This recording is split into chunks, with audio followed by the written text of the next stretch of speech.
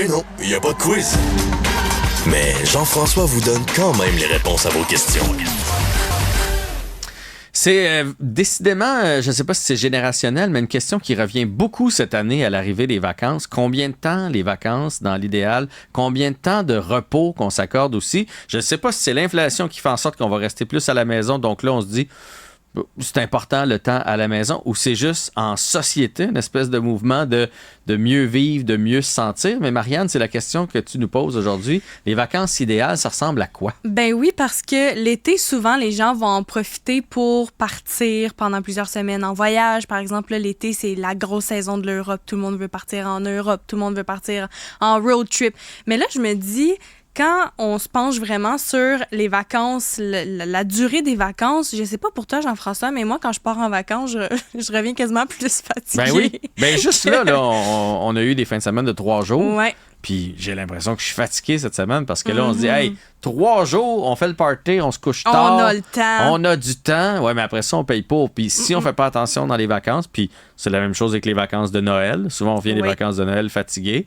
Mais si on fait pas attention, on revient plus brûlé après les vacances qu'avant. Exact. Puis là, il y a une étude qui a été menée par des scientifiques de Nijmegen aux Pays-Bas qui nuance les effets relaxants des longues vacances. On rapporte en fait que les vacances trop longues peuvent rendre le retour au travail un peu plus difficile. Et d'un autre côté, les pauses qui sont trop courtes, elles vont pas nécessairement permettre de décompresser. Donc, faut trouver... Juste de décrocher. Tu sais, des fois, ça nous prend... Mettons qu'on a 2 semaines de vacances. Là, on dirait que les 3-4 premières journées, on est encore un peu programmé, travail. On se lève à l'heure du travail. Puis là, à un moment donné, là, notre corps se dépose, notre tête se relaxe. Ça prend quelques jours. Oui, bien, ce que tu dis, en fait, quand on est en vacances, on atteint un pic de bien-être que les experts expliquent autour de la 8e journée de congé avant de retomber à un niveau normal 1 semaine après la reprise du travail.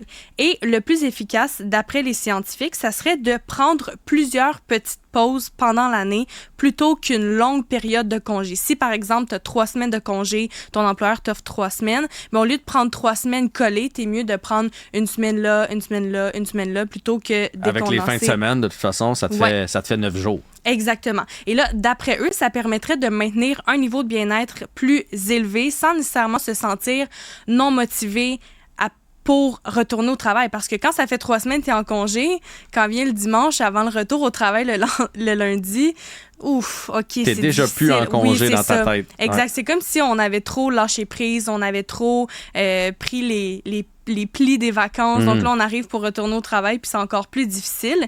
Et il y a une psychologue aussi qui dit que la stratégie de prendre de ne pas prendre en fait trop de vacances longtemps, ça permet d'éviter d'accumuler de la fatigue tout au long de l'année. Donc, au lieu d'accumuler la fatigue, de prendre 3 semaines puis après s'en aller, ben là, ça permet de prendre vraiment des bonnes périodes de repos. Et là, comment est-ce qu'on fait pour réellement profiter de nos vacances? Tu parlais de décrocher tout à l'heure.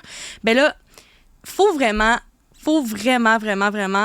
prendre le temps de décrocher du travail. C'est honnêtement la chose qu'on dirait qu'on pense pas, qu'on fait un peu... pas inconsciemment, mais c'est rendu naturel de regarder nos courriels. C'est ça, je voulais dire. Donc, décrocher, ça veut dire fermer l'ordi, puis pas y aller le soir en fin de journée, juste regarder s'il rentre de quoi. C'est ce qu'on fait normalement. Vraiment mettre ça à off. Exact. Ça, on le fait normalement en temps normal, là, quand on travaille. Je vais regarder mon courriel s'il y en a pas un ou deux qui seraient importants avant demain matin.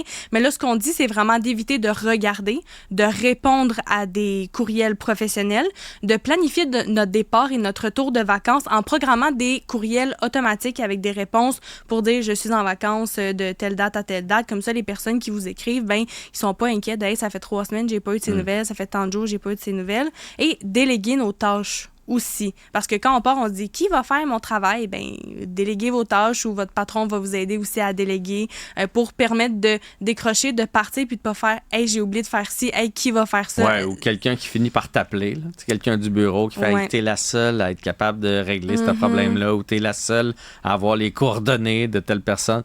T'es en vacances. Exact. T'es en vacances. Ouais. Puis il y en a aussi qui ont 2 téléphones cellulaires pour faire la différence entre le cellulaire personnel et le cellulaire professionnel, chose qui est quand même des fois c'est peut-être probablement un couteau à double tranchant parce qu'il faut entraîner deux, t'as deux numéros de téléphone, des fois tu te mélanges, mais en même temps quand vient le temps des vacances, c'est facile de juste fermer le téléphone, mettre ça de côté. Si les personnes vous appellent, au pire faites un message personnalisé pour dire que vous êtes en vacances, la même chose que vous avez fait pour vos courriels, puis ça va vraiment vous permettre de laisser ça de côté puis de pouvoir partir la tête légère. Et dernier point aussi, le rythme de sommeil. Faut garder un bon rythme de sommeil. Mais ça, c'est pas facile. C'est pas facile. Surtout pendant le temps des fêtes, là, t'as les parties qui finissent tard ou tôt le matin. T'as le jour de l'an. Il fait clair jusqu'à quasiment 10 heures. C'est ça. Tu vas aller profiter, tu vas aller au parc, tu vas aller sur le bord de l'eau, en bateau. À 9h15, on était à la crèmerie, nous autres, hier. Fait que, tu sais, avant de l'avoir mangé, d'être revenu, digérer puis de se coucher, t'es beaucoup trop tard. Exactement. Mais là, si tu adaptes un horaire de sommeil qui est beaucoup plus... qui ressemble pas du tout à ton horaire de travail, par exemple, moi, en saison régulière, je fais l'émission du matin. Ben oui. Si je me couche à 22, 23 heures pendant mes vacances, là, je vais arriver le lundi matin à 3 heures quand le cadran va sonner.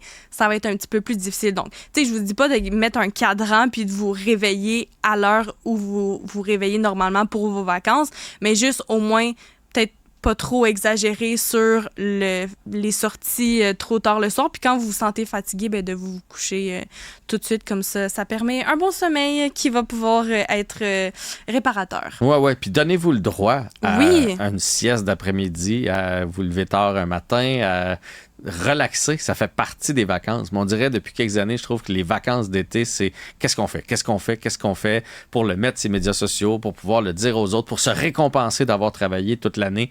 Mais quand même qu'on sur 10 jours, comme tu dis, sur 14 en fait, avec les fins de semaine, quand même qu'on prendrait une couple de journées juste pour rien faire. C'est sain et ça fait drôlement du bien. C'est un beau rappel alors de Marianne Bessette, journaliste et recherchiste ici à Cube. Merci à toute l'équipe. Merci à vous d'avoir été là. J'espère que vous avez apprécié. On se retrouve pour la prochaine émission.